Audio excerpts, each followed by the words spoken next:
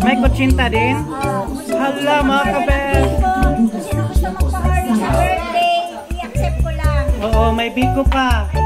Kutsinta. Oh, nandito na pala sa Croatia ngayon. Uy, kumusta? Ayos lang. Oo. Tapos ngayon, masaya ako nakita tayo dito sa palengke. Sa wet. Sa palengke ng Barastin. So, last na pumunta ako sa bahay nyo, di ba? Nagluto ka ng maraming mga Pilipinong pagkain, Yes. be? So, ngayon, patok na ba? Marami na. Ay, syempre, ang daming customer na lumalapit. Tapos, ano ba yung mga putahe mo o mga niluto mo, be? Putahe talaga? Oh, may mga ulam ka, di ba? Oo. Request lang kung ano yung gusto nyo, i-request nyo lang. Oo. So, ano mga niluto mo yung mga ulam na pwede pang birthday? Oo, like minudo, kare-kare, Shanghai, Oo. pansit. Yung Filipino, Filipino food talaga. Tapos, mayroon ka mga pagkain na mga yung mga matatamis, mga... Meron. Anong halimbawa? Like, yung mga like Maha Blanca. Maha Blanca, magkano? Oo. Magkano ang Maha Blanca mo, be? Depende sa order. Kung gaano kalaki, kung ilang tao. Ilang piraso sa magkano ang price size, ilang piraso? Basta sa puto, 12 pieces, 5 euro. 5 euro. Tapos sa kutsinta, 12 pieces, 5 euro din. Tapos meron akong siomai, 12 pieces, 5 euro din. 5 euro din. So, lahat ng mga okasyon, pwede ka rin Pwede kayong mag-request kung ano yung gusto nyong paluto sa okasyon. Birthday, binyag, or ano pa, iba pa. Oo. So yan po guys, ito po si B dito sa mga gustong mag-order. Andito po siya kasi sa Barastin. Pero sa mga Pilipino na gustong mag-order na may okasyon o yung magpa-deliver kayo, pwede ibigay ko lang number. Just PM me on WhatsApp. Oo. Then B, ang accommodation nyo, malapit lang ba? Malapit kami sa yung address po namin, Up to Juska, Yulica A. So, 46 Yulica A. Magkano ang nyo Rom din doon? Kaya lang sa budget. Kaya lang, marami puno na ba? Puno na kasi. Ayaw mo pagka may bakante, ayain kita doon. So marami siguro mga customer mo na doon, mga maraming Pilipino, sila diba? na lumalapit. Kino-contact nila ako sa WhatsApp, Messenger. Minsan tinatawagan na ako, dadirect lang sa akin. Especially doon sa Ducal at Idres, marami na akong customer. Wow, congrats! Salamat, yay! Be, di ba, ilang taon ka na, Be? Dito? Ako? Magto 2 years na this coming May. Magto 2 years this coming May. So, kailan mo napisahan yung business mo? Siguro last September.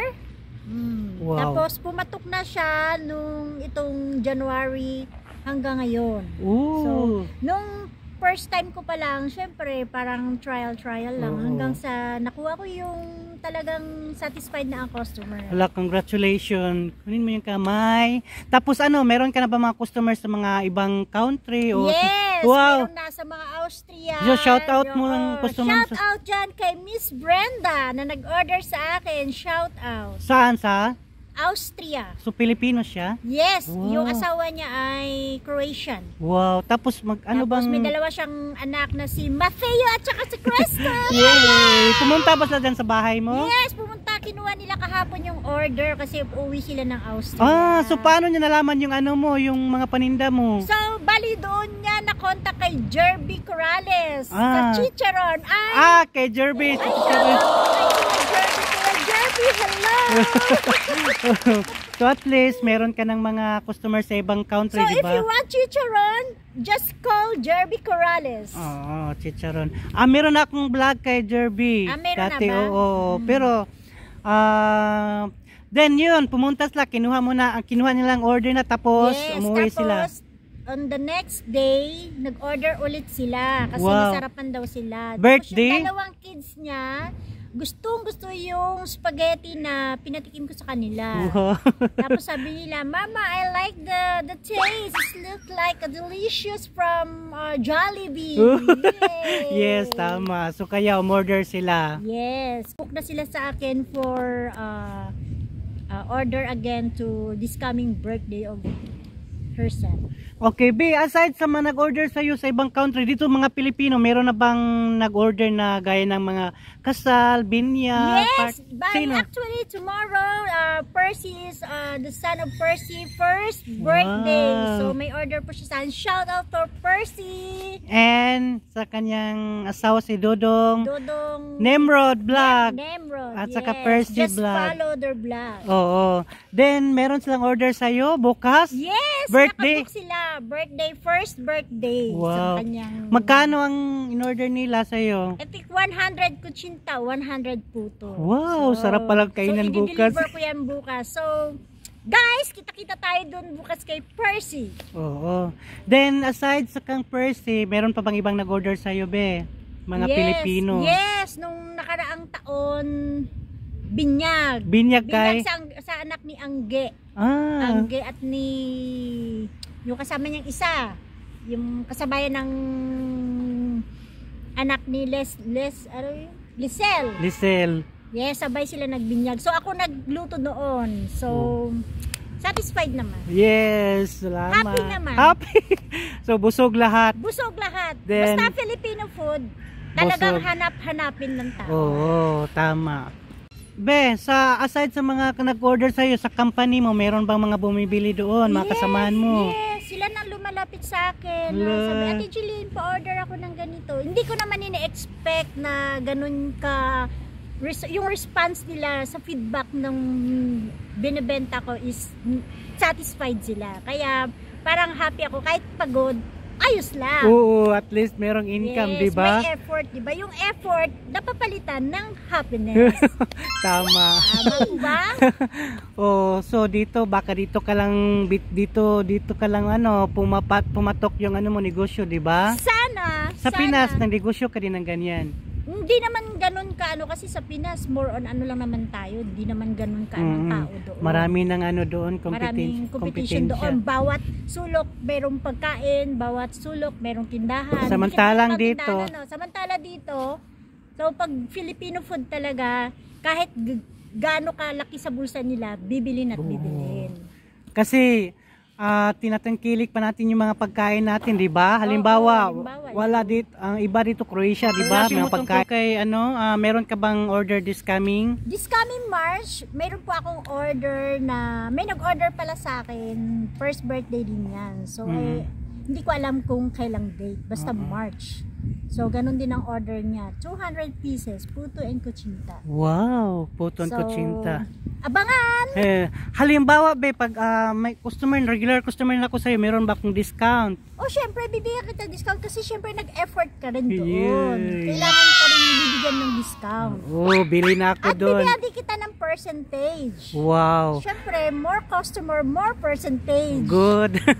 Then, be, ano ba, halimbawa, kung malayo pang sahod ko, tapos bibili ako sa'yo ng puto or kutsinta, makapautang ka ba? Yes, ako naman hindi ako nagpuporsige. Alam ko naman na tayo lahat, kahit nasa abroad tayo, tipid.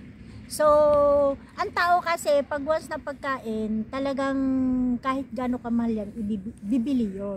Ako naman, syempre, pusong Pinoy pa rin naman ako. So, kahit ganun kahirap, so hindi ako yung nagpuporsige na maningil. Bahala kayo kung kailan nyo buwan. Basta kung umorder sila sa akin, binibigay ko yung order nila. Kung wala sila pang bayad, okay, sa next salary. Wala naman problema sa akin. Kung nag-cash, di cash. Aray! So, utang ako ha? O sige, no problem lang ba? Ilan bang pa? Utang ako na biko, kutsinta, poto. Ano, value meal. Oh, meron ka bang mga value meal? Basta pag halimbawa may kilala ka may birthday, so PM mo lang ako kung sige. Gusto nilang order. Okay. Tapos, igagawin natin. Bahala na ako sa'yo. Sige. Yay! Thank you, Percy, sa pag-order. So, sana maka-order ka ulit. Yes. Soon. Salamat, be. Salamat din, Tanta, sa pag-promote. Thank you. Bye-bye. Uwi na kami. Hi, mga kabehas. Tapos na po tayong namalingki. So ito na po yung nabili natin, saka uwi na tayo.